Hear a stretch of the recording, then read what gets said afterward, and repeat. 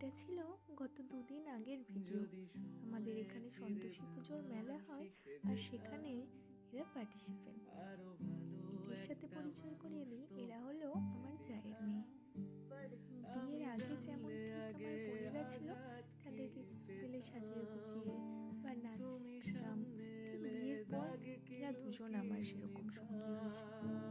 দুজনেই শান্তশিষ্ট লেজবিহীন ভদ্রমহিলা। আরও এখন দিদিদের নাচ দেখতে যাওয়ার জন্য রেডি হয়ে গেছে। চলো এখন টাটা। যদিও এটা ওদের প্রথম স্টেজ পারফরমেন্স, তবুও ওদের ড্রেস আপের সাথে সাথে নাচটাও বেশ সুন্দর হয়েছিল। সবাই বলছিল চলো এবার ঠাকুর দেখতে যাওয়ার পালা।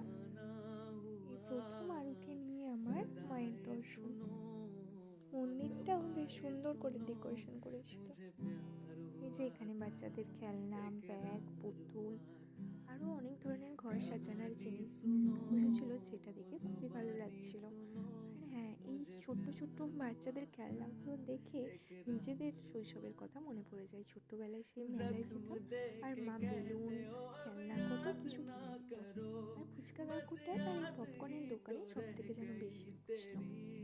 আবার সুন্দরীদের সাথে দেখা।